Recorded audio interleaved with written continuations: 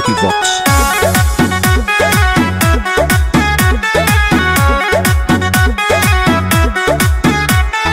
गरमी प गरमी बढ़ल जात बा, ओंगे ओंगे देह लहकल जात बा।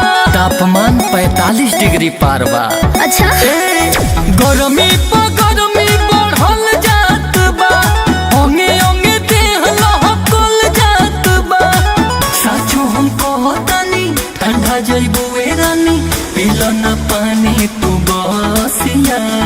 बुझलू गरमी से राजा मोर रुकता हो ससिया मजे भो अरे देहिया पतली धरा काहे बापे पसिया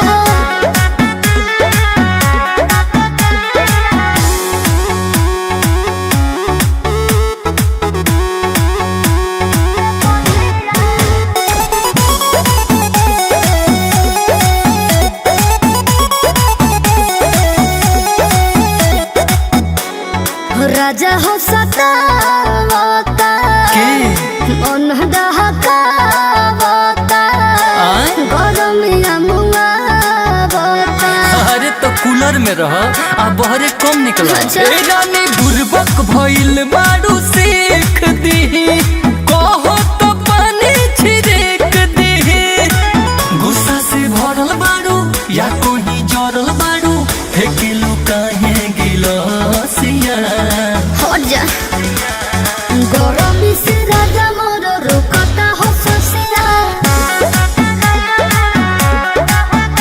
अरे देहिया पतली धरा काहे बापे पसिया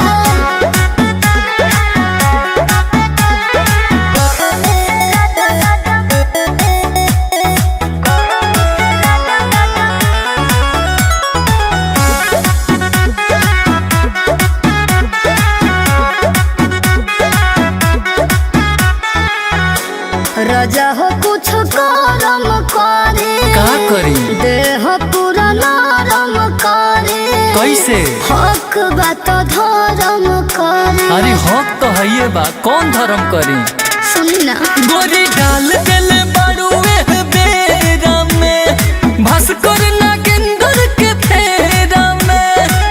गर्मी लपीट गई, हिट सोफा सीट भइल, संगे संगे पूरा अवसिया। गरमी से राजा मोर रुकता हो ससिया अरे एम्बुलेंस आवता। सुनो देहिया पतली धरा काहे बापे पसिया अरे पेप्सी वेप्सी छोड़ो, आ घड़ा के पानी पिया, फायदा करी।